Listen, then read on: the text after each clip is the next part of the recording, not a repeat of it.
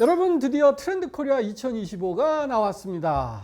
자, 금년에는 또 어떤 키워드가 선을 보이게 될까요? 일단 내년 얘기를 해볼까요? 25년은 뱀의 해입니다. 그래서 뱀의 특징이 뭐가 있나 봤더니 뱀이 아주 감각이 예민한 동물이에요. 후각, 시각, 청각. 목표를 한번, 먹이를 한번 찍으면 놓치는 법이 거의 없답니다. 사실 25년에 경기가 여전히 별로 좋지 않을 것 같은데요. 이런 시기에 이 뱀과 같은 아주 날카로운 감각을 가지고 기회를 잡아내자 하는 취지에서 내년도의 부제목은 스네이크 센스로 정했습니다. 그래서 뱀처럼 날카로운 감각으로 기회를 놓치지 말자. 슉! 그런 키워드이죠.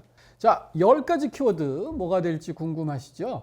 이어지는 영상에서 자세히 설명드리도록 하겠고요. 여기서는 어떤 내용들을 분류할 수 있는지만 좀 설명해 보도록 하겠습니다. 저희가 항상 1번 키워드는 제일 중요하고 핵심적인 것을 내세웠는데요. 금년도는 옴니보어입니다. 말은 좀 어렵지만 굉장히 중요한 키워드이고요. 두 번째는 25년이 사실 경기가 그렇게 뭘 확 좋아질 것 같지 않다. 내일이 오늘보다 훨씬 좋아질 거라는 기대가 사라진 이 답답하고 지리한 상황에서 나타나는 아주 작은 것을 중시하는 키워드들. 예를 들면 아보하라든지 무해력이라든지 토핑 경제라든지 원 포인트 업 같은 키워드가 그런 계열의 키워드가 되겠습니다. 세 번째 유형은 우리 사회가 또 기술이 또 기후가 인구가 이렇게 거시적 환경도 끊임없이 변하고 있거든요. 이런 변화를 반영하는 키워드입니다. 첫 번째로 한국의 인구적 변화를 다룬 그라데이션 K, 또 이 기후의 변화를 다룬 기후 감수성, 또 기술적 변화를 이야기하는 페이스테크와 물성 매력, 그리고 마지막으로 산업 생태계 전반을 이야기하는 공진화 전략. 이렇게 5가지 키워드들은 거시 환경의 변화를 설명하는 키워드들입니다. 야, 그 이름만 들어도 도대체 무슨 내용이 될지 너무 궁금하지 않으세요? 자, 지금부터 이어지는 동영상에서 설명드리도록 하겠습니다.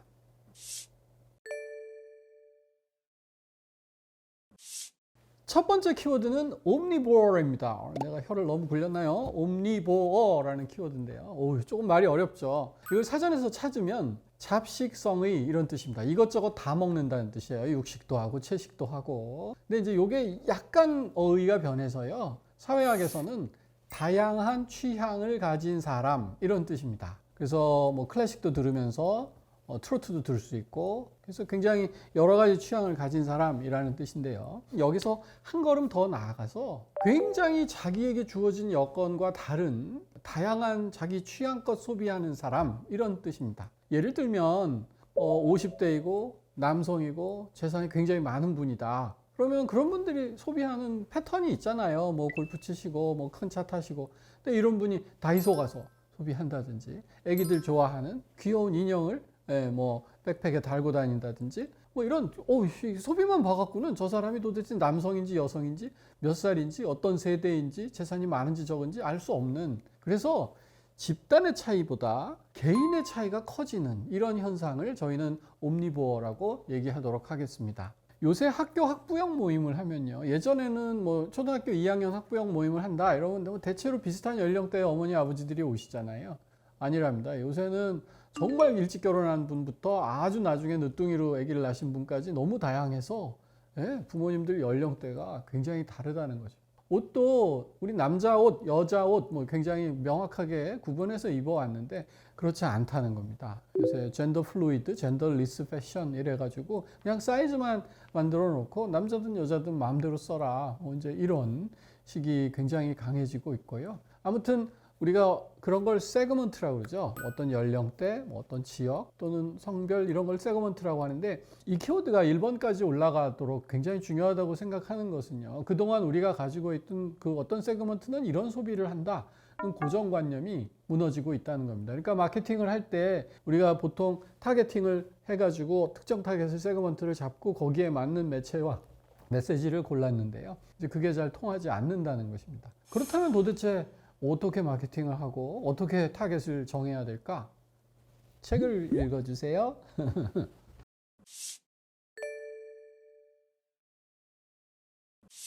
다음 키워드는 아보하라는 키워드입니다. 제가 19년간 키워드를 만들어 오면서 한국 사회에 가장 큰 영향을 줬달까요? 또는 제 개인적으로 놀랐던 키워드가 소확행이라는 키워드입니다. 한국은 굉장히 빠르게 성장하는 사회이고 경쟁이 치열하고 내일을 위해서 오늘을 희생해야 되는 그런 열심히 사는 사회인데요. 소확행은 그렇지 않고 우리 주변에서 작지만 확실한 행복을 추구한다는 그런 키워드이고, 이건 세대 간에도 굉장히 논란을 많이 일으켰지만 여러분 아시다시피 각종 SNS에서 또는 언론에서 소확행은 한국 사회를 규정하는 아주 중요한 키워드가 됐습니다. 이번에 저희가 그 소확행을 뛰어넘는 새로운 키워드를 제안하는데요. 그것이 아보하라는 키워드입니다. 아보하는 아주 보통의 하루라는 말의 준말입니다. 그래서 소확행은 주변의 잔잔한 행복에서 자기 기쁨을 찾고 그걸 또 인스타그램 같은 것을 통해서 자랑하려고 했다면, 이제는 그 행복조차도 지쳤다는 거죠. 그래서 그냥 아주 보통의 하루, 오늘 하루를 무난하게 무탈하게 큰 사고 없이 잘 넘겼으면 그걸로 됐다 하는, 정말 그 하루하루 일상에 침잠할 수 있는 그런 키워드라고 할 수 있겠습니다. 어떻게 보면 한국 사회가 너무 야망을 잃어가고 있고, 그 옛날엔 다이나믹 코리아라고 그랬는데 그런 어떤 열정을 잃고 있는 소비 트렌드가 아니냐, 이제 이렇게 걱정하시는 분도 계실 것이고요. 또 반면에 그동안 우리가 너무 달렸다, 내 행복을, 잊지도 않은 행복을 과장하고 자랑하기 위해서 굉장히 필요한 시대를 살아왔는데요. 그런 과시에서 한 걸음 물러서서 오늘 보통의 하루 잘 보내는 것이 중요하다는, 우리 일상을 회복하는 그런 내용의 키워드가 아보하입니다. 저는 이 키워드가 앞으로 차차 확산되면서 소확행의 계보를 잇는 굉장히 중요한 키워드가 될 거라고 생각합니다. 그렇다면 아보하를 키워드를 통해서 우리가 어떻게 대응하고 어떤 삶의 태도, 어떤 정책, 그리고 어떤 제품 개발, 마케팅을 할지는 책에서 조금 더 자세히 설명드리도록 하겠습니다.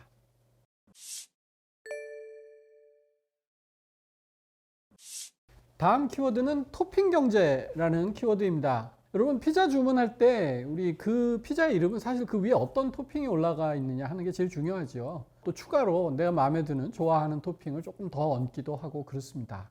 토핑 경제라는 키워드는 피자 주문할 때뿐만이 아니라 우리 경제 전반이 이처럼 어떤 본판보다는 고객들이 선택해서 올리고 있는 조합들이 중요해지고 있다 하는 내용입니다. 꾸안꾸란 말 아세요? 꾸미지 않은 듯 꾸몄다, 뭐 이런 이야기인데, 요새는 저희가 꾸꾸꾸라고 부르는데 꾸미고 또 꾸미고 또 꾸민다, 이런 것입니다. 그 학생들 백팩 보면요, 그 뒤에 키링들이 정말 주렁주렁 달려 있는데요. 사실은 옛날엔 내가 어느 좋은 백팩 갖고 다니냐, 이게 학생들 경쟁이었는데 요새는 거기 누가 더 예쁜 키링 붙였냐, 이게 더 중요한 경쟁이 되고 있어요. 또 나아가서는 최선의 조합보다는 최적의 조합, 나한테 제일 맞는 조합을 찾아라 하는 것이 아주 중요한 과업이 되고 있고요. 그러다 보니까 제품 역시 그냥 완성품이 아니라 모듈형 제품이라고 아십니까? 이거를 내가 향후에 좀 더 잘 내 취향대로 꾸밀 수 있도록 만들 거야 하는 식으로 모듈형으로, 요새 뭐 가구도 그렇고 학용품도 그렇고 모듈형으로 구매하는 분들이 많아지고 있습니다. 과거에도 물론 커스터마이징이라고 해서 소비자들이 자기에게 맞춘 상품을 주문하려는 그런 경향이 없었던 것은 아닙니다. 하지만 요즘 그 토핑 경제에서는 그냥 커스터마이징을 떠나서 소비자들이 얼마나 자기 취향을 반영할 수 있느냐 하는 것이 매우 중요한 요소가 되고 있고요. 그래서 종종 배보다 배꼽이 더 크다고 하지요. 그래서 상품의 경쟁력을 기분이 아니라 얹을 수 있는 토핑으로 결정하는 그런 시대가 왔다는 것입니다. 요새 거리에 나가보면 젊은 친구들이 크록스라고 하죠. 되게 못난이 신발. 그게 한때 출시된 초반에는 언론에서 뭐 최악의 못생긴 신발이다, 이런 악평을 받았는데요. 크록스를 살려낸 건 거기에 지비츠라고 요새 젊은 친구들 그 위에다가 아주 예쁜 토핑을 얹는데요. 누가 더 예쁜 토핑을 얹을 수 있느냐 해서 지금 가장 잘 팔리는 신발 중에 하나가 되고 있습니다. 그러니까 기본보다는 역시 소비자들이 골라가며 꾸밀 수 있고 추가할 수 있고 자기 취향에 맞출 수 있는 그런 토핑이 중요해졌다 하는 내용의 키워드가 바로 토핑 경제입니다.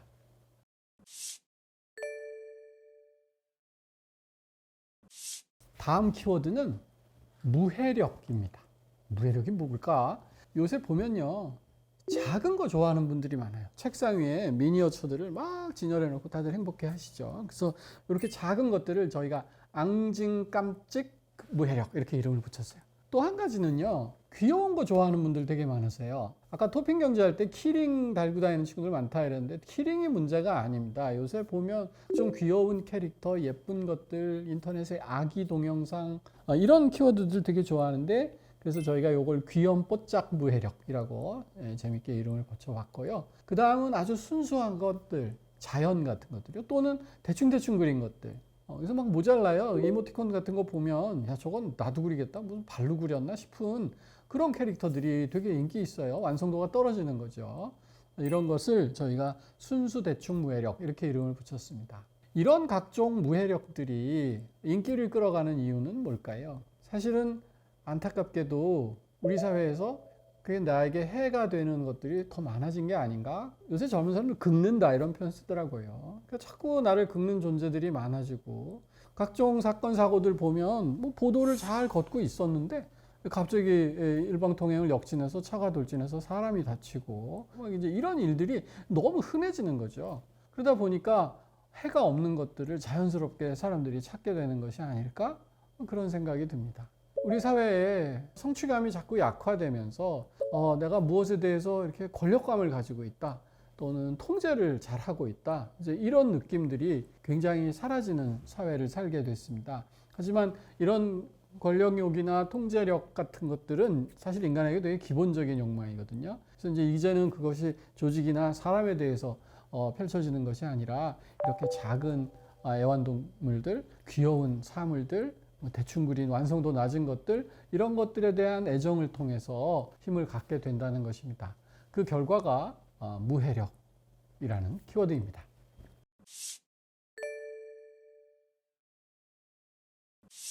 다음 키워드는 one point up이라는 키워드입니다. 사실 우리 인간에게는 조금 더 나아지려는 소위 성장하려는 욕망이 있습니다. 이것은 아주 근본적인 욕망입니다. 뭐든지 좀 더 잘하고 싶잖아요. 그래서 우리가 자기계발서도 읽고요. 학생 때 조금이라도 더 열심히 공부했던 것인데요.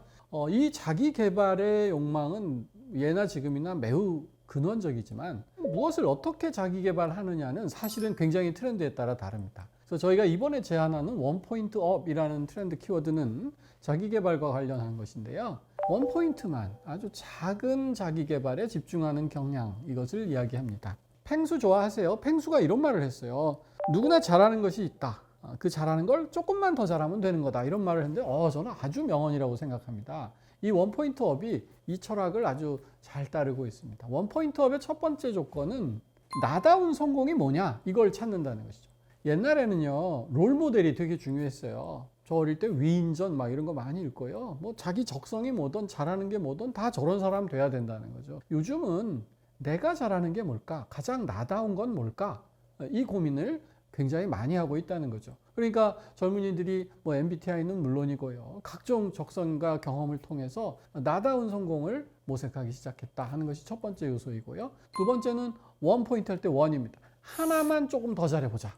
옛날에 무슨 아침형 인간 이런 책을 읽으면 막 아침에 일어나서 또 성공하는 사람이 7가지 습관 막 이래갖고 막 자기 인간을 총체적으로 개조해 보려는 그런 노력을 기울였다면 지금은 그거 불가능한 거 안다. 대신 한 가지만 좀 더 잘해보자. 그래서 원 포인트를 찾아서 그거만 더 잘해보려는. 뭐 성형수술을 예로 들면요. 예전에는 막 얼굴이 몰라보게 유명한 여배우처럼 예뻐지는 게 목표였다면 그냥 내 이 얼굴에서 여기만 원포인트 시술해서 조금만 더 나아 보이면 된다. 좀 이런 생각으로 바뀌었달까요? 마지막은 이런 변화를 위해서 같은 사람들끼리 서로 기록하고 공유하는 문화를 갖고 있다는 것입니다.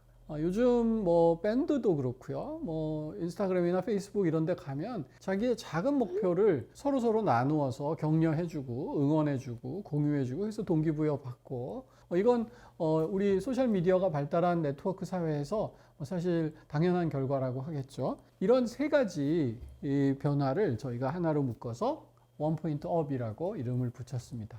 원포인트 업이 자꾸 이렇게 생겨나는 데에는 사실은 좀 필연적인 이유가 있습니다. 예전에는 공채라고 해서요. 일정한 시기가 되면 대기업 그룹이 몇백 명, 몇천 명을 같은 기준으로 한 번에 뽑았어요. 그러니까 같은 롤모델, 같은 스펙을 같이 추구했던 것이 어쩌면 당연했죠. 하지만 요즘은 그것보다는 특정한 직무에 이 일 누가 제일 잘할 수 있어? 해서 이제 수시로 채용하고 직무 위주의 채용을 하게 됐습니다. 또 같은 스펙이더라도 컬처 핏이라고 해서요. 그 회사마다 조금 나름 그 문화가 다르잖아요. 그럼 우리 회사 문화에 제일 핏이 맞는 사람을 뽑겠다. 이제 이런 경향들이 강해지면서 천편일률적으로 그런 동기부여, 자기 개발을 하는 것이 아니라 나는 누구고 어떤 측면이 나와 가장 잘 어울릴까 하는 나다움을 잃지 않으면서 한 가지만 올리면 된다 하는 자기 개발의 원 포인트 업이 트렌드로 떠오르게 된 것입니다. 이렇게 해서 최근의 경기 침체에 따른 작은 변화들, 미시적 변화들, 그리고 우리 개개인의 소비자들 변화에 따른 트렌드 키워드를 전부 설명드렸습니다. 자, 지금부터는 우리 사회의 어떤 거시적 변화들, 인구의 변화, 또 기술의 변화, 또는 산업 생태계의 변화, 이런 큰 흐름의 변화에 따른 트렌드 키워드들을 설명드려 보도록 하겠습니다.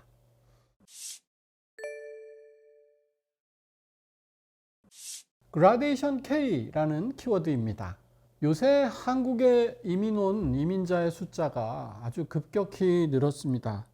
OECD에 의하면 인구의 5% 이상이 다른 민족으로 구성되어 있을 때 우리가 다민족 국가다 이렇게 규정하는데, 지금 우리나라에 살고 있는 합법적인 외국인만 250만 명이 넘어서요, 명실상부한 다문화 국가로 진입하고 있는 것이죠. 제가 어릴 때는요, 우리나라는 전 세계에 유례 없이 같은 민족이 한 나라를 가지고 살아가는 아주 예외적인 나라다, 그런 어떤 자부심이랄까, 그런 것이 있었는데요. 그런 자부심이 바뀌어야 하는 그런 시기가 온 것이죠. 요즘 K 아이돌 그룹들이 전 세계에서 큰 인기를 끌고 있는데요. 넷플릭스의 다큐멘터리를 보면 전원이 외국인 멤버로 된, 그리고 실제로 곡을 주고 훈련시키는 트레이너 시스템도 거의 외국인들이고, 현지의 엔터테인먼트 회사와 협업을 했는데 알고 보면 그게 굉장히 한국 회사의 한국적인 트레이닝 시스템을 거치고 있는 이런 아이돌들이 속속 데뷔하고 있거든요. 이 사람들은 K일까요? 아니일까요? 그래서 이런 다문화 시대, 또 한국의 문화가 계속 외국으로 수출되는 시대에는 K다 아니다 이렇게 1, 0으로 표현하지 말고 어느 정도 K이다, 이렇게 정도를 가지고 얘기하는 것이 맞겠다 싶어서 어떤 그라데이션의 연속성상의 한 점일 뿐이다 라는 취지에서 그라데이션 K라고 이름을 붙였습니다. 그라데이션 K는 세 가지 종류가 있는데요. 첫 번째는 사람 그라데이션입니다. 여러분, 안산 같은 데 가면 다문화 배경을 가진 친구들이 훨씬 더 많은 학교들이 꽤 많다고 그래요. 이건 이제 단지 지금 말씀드린 도시의 특징이라기보다는요, 우리 대한민국이 앞으로 보편적으로 계속 겪게 될 변화다. 또 단순 노동하기 위해서 온 저임금의 이민자들 뿐만이 아니라 한국의 그 수준을 업그레이드 시킬 수 있는 아주 고급 인력들도 많이 오고 있다. 그런 취지에서 사람 그라데이션이고요. 두 번째는 문화 그라데이션입니다. 방금 아이돌 그룹 말씀드렸지만 비단 아이돌 그룹뿐만이 아니라 한국 영화가 미국에서 아카데미상을 받는다든지, 또는 한국의 시스템이 그대로 외국 가는 경우도 있고요.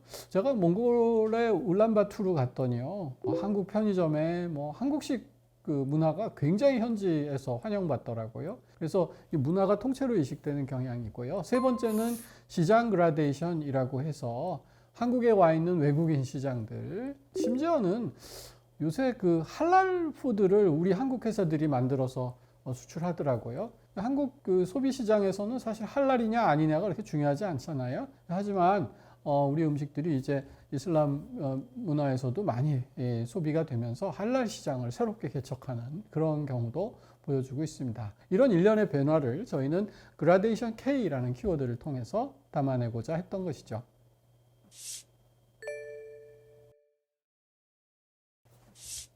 다음 키워드는 페이스테크입니다. 페이스는 얼굴 또는 표정이란 뜻인데요. 여기다가 테크놀로지를 붙여서 페이스테크라고 이름을 지었습니다. 그게 몇 년 전이었던가요? 서울 시내버스에 헤드라이트 옆에 눈을 그려 넣은 적이 있는데요. 그걸 보고 아이들이 꼬마 버스 타요다, 저거 태워줘요, 막 한번 난리 났던 적이 있죠. 그거 비슷한 겁니다. 얼굴하고는 아무 관계없는 사물을 얼굴처럼 디자인해서 조금 더 친근감을 느낄 수 있게 해주는 그런 기술을 페이스테크라고 합니다. 근데 이제 버스가 문제가 아니죠. 인공지능을 탑재한 각종 로봇들이 우리 실생활에 오면서 길을 안내하고 또 키오스크가 우리들 하여금 아주 쉬운 선택을 할 수 있도록 해주고 있습니다. 사실 그 안에 얼마나 정교한 기술이 들어간지 우리 잘 모르잖아요. 하지만 얘가 아주 예쁜 표정, 또 즐겁고 다양한 표정을 지어주면 사람들이 훨씬 더 친근감을 느끼고 이런 제품을 쉽게 사용할 수 있다 하는 것입니다. 반대의 경우도 있어요. 기계가 제 표정을 읽는 거지요. 요즘 자동차들은 운전할 때 운전자들의 표정을 읽어서 예를 들어 졸고 있다든지 딴 데를 보고 있다든지 하면 계속 경보를 내립니다. 사실 얼굴은 사람들이 다 각자 다르게 가지고 있고 또 표정은 아주 예민한 근육의 변화를 가지고 그 사람의 감정을 읽을 수 있게 하기 때문에 사실 대단히 인간적인 부위입니다. 그래서 기계가 이런 얼굴을 읽어서 그 사람의 신원을 파악하고 또 표정을 읽어서 그 사람의 감정을 파악하는 것, 이게 굉장히 중요해지고 있죠. 세 번째는 우리가 이제 원격으로 통신을 할 때 이모티콘 그동안 많이 썼는데요. 이걸 자기 얼굴을 기반으로 해서 상대방과 더 쉽게 소통하는 경우가 늘고 있다. 그래서 이런 세 가지 경우를 전부 합쳐가지고 저희가 페이스테크라고 이름을 붙였습니다. 페이스테크가 중요해지는 이유는 바로 어포던스 때문입니다. 어포던스? 이게 뭐냐면요. 사용의 용이성, 직관성 이런 뜻인데요. 여러분 그런 적 있지 않으세요? 외국 호텔에 이제 처음 들어가는데 커피 머신이 있어요. 그래서 야 커피 내려 먹자 그러는데 이거 캡슐은 어디에 껴야 되는지 단추는 뭘 눌러야 커피가 나오는지 막 굉장히 헤맨 적 있지 않으십니까? 이런 건 어포던스가 나쁘다 이렇게 표현합니다.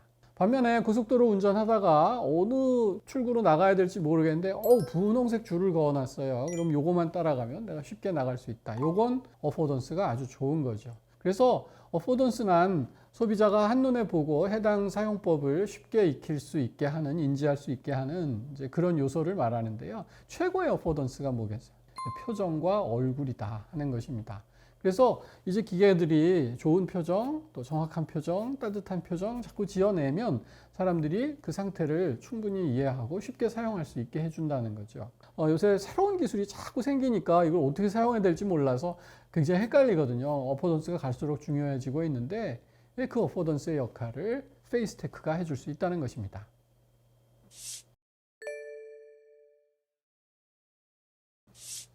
다음 키워드는 물성 매력이라는 키워드입니다. 물성이란 말 아시나요? materiality. 우리가 뭔가를 이렇게 만질 수 있을 때 물성이 있다 이런 말을 하지요. 그래서 요즘 보이지 않는 것들도 물성을 자꾸 부여해서 소비자들이 실제로 만지고 경험할 수 있게 해줘야 한다 하는 내용의 키워드가 물성 매력입니다. 첫 번째는 이제 컨텐츠 물성화인데요. 영화 같은 거, 우리 항상 영화는 음악 뒤에서 펼쳐지는 이미지를 보는 거잖아요. 요새 영화 마케팅 보면요. 인사이드 아웃 2 같은 경우가 대표적이었는데요. 백화점에 팝업 스토어를 만든 거죠.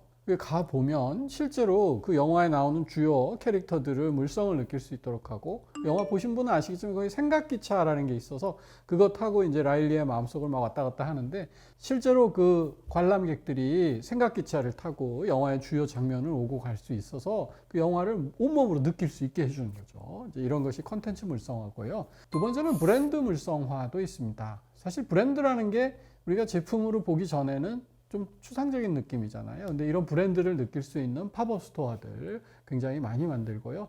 요새 되게 인기 있는 게 굿즈입니다. 그래서 브랜드가 갖고 있는 여러 특성을 굿즈로 만들어서 제공하는 것이고요. 세 번째는 기술 물성화입니다. 우리가 기술을 실제로 느낄 수 있게 해주는 것이죠. 인공지능이 대표적인데요. 인공지능은 사실 컴퓨터에 뭐 GPT야 뭐에 대해서 대답해줘 이렇게 이제 질문을 넣으면 사실 우리 예전에 해오던 검색하고 그렇게 차이가 느껴지진 않아요. 하지만 요즘은 로봇이라는 물성을 통해서 실제로 대화하면 우리가 컴퓨터로 대화하던 것과는 굉장히 다른 기분을 느끼게 할 수 있겠죠. 그래서 AI 기술이 물성화되는 로봇 이야기할 수 있고요. 네 번째는 조직 철학의 물성화입니다. 말이 좀 어렵지만 아주 쉬운 거예요. 요새 사옥을 지을 때는요, 그 조직마다 가지고 있는 어떤 철학이 있는데 그 철학을 조직 구성원들이 좀 느낄 수 있도록, 특히 JYP나 하이브 같은 엔터테인먼트 회사들은 그 아티스트들 또 거의 직원들 이런 분들이 서로 계속해서 연결되고 소통하고 만날 수 있도록 이렇게 건물 자체를 그렇게 설계한다고 해요. 그래서 이런 조기지 켜락을 물성화시키는 경우도 있습니다. 왜 물성 매력이 중요해지는 걸까요? 우리 어린아이들을 보면 일단 뭐든지 더럽고 위생적이지 않아도 만지려고 하고요. 손에 잡히면 무조건 입으로 가져가고, 물성을 느끼고자 하는 인간의 본성은 아주 원초적이라는 것이죠. 근데 현대사회는 어떻죠? 자꾸 언택트화하고 개념화하고 함으로써 우리가 물성을 느낄 수 있는 기회는 오히려 줄어들었다. 그러니까 이 갭이, 지체가 발생하는 거죠. 그래서 이 지체를 메울 수 있는 것이 바로 물성 매력이다 하는 것입니다.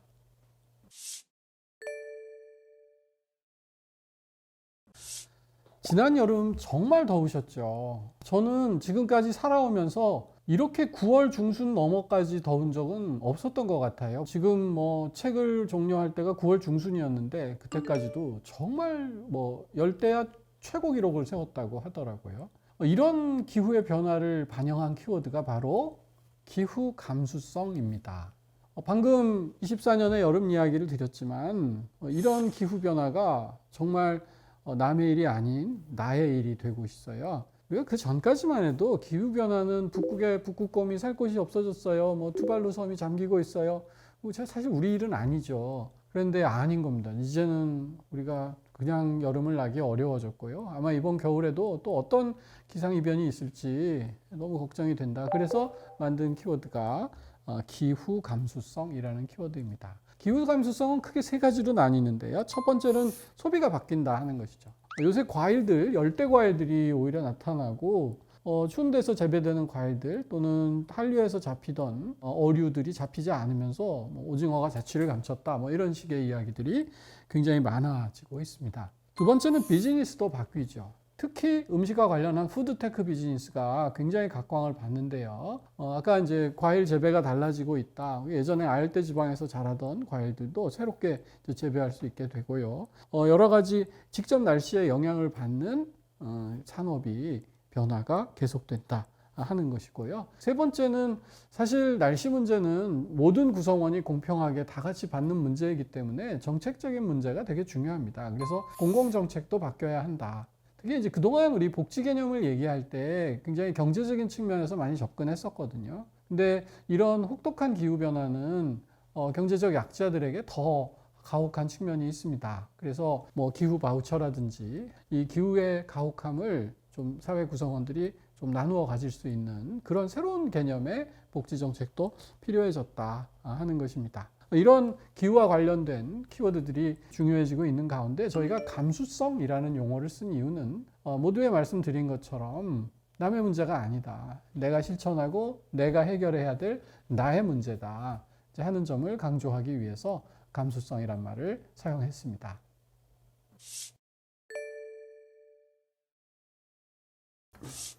다음 키워드는 공진화 전략이라는 말입니다.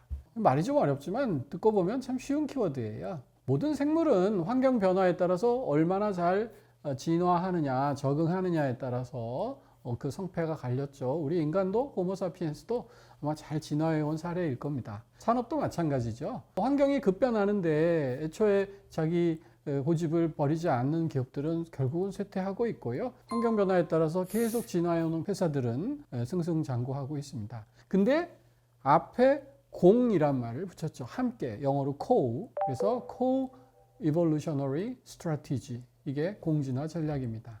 예전에는 우리 회사가 잘하면 돼요. 그 애플 같은 회사가 대표적인데요. 애플은 자기 생태계가 굉장히 확고한 회사입니다. 그래서 애플 걸 사용하지 않으면 다른 어떤 제품과도 잘 호환되지 않죠. 그래서 막대한 부를 창출했는데 이게 더 이상 통하지 않게 됐습니다. 일단 미국이나 유럽 정부에서 반독점 제재를 계속해서 가하고 있고요. 또 인공지능 시대가 되면서 애플도 혼자 해결하지 못하고 주변과 같이 손을 잡아야 되는 그런 경우가 많아졌죠.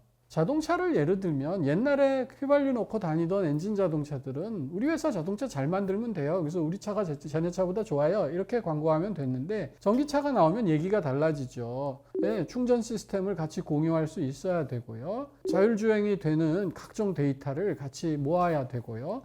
차를 요새는 폰으로도 많이 조정을 하니까 핸드폰과도 원활한 교류가 이루어져야 되죠. 그래서 이제 경제 시스템은 혼자 잘해서 되는 시스템이 아니다. 함께 잘해야 된다. 그런 취지에서 우리가 공진화 전략이라고 이름을 붙였습니다. 그래서 구체적인 내용으로는 이렇게 4가지 단계를 만들고요. 첫 번째는 아주 애플처럼 폐쇄적이었다가 어느 정도 제한된 파트너십을 이뤄서 얼마 전 삼성과 LG가 파트너십을 이루어서 되게 화제가 됐었는데요. 그런 식으로 파트너십을 이루기도 하고 그 다음에는 협력망을 이루기도 하지요. 그래서 우리가 이제 어떤 제품이 나오기 위해서는 그 부품을 조달하는 공급 조달 시스템이 되게 중요해진데 이런 것들을 계속해서 열어간다는 것입니다. 그래서 궁극적으로는 공진화 생태계를 이루어서 독점적이고 폐쇄적인 생태계보다는 항상 개방적인 생태계가 훨씬 더 번성을 해왔습니다. 그래서 이 산업의 흐름을 이렇게 보면 결국은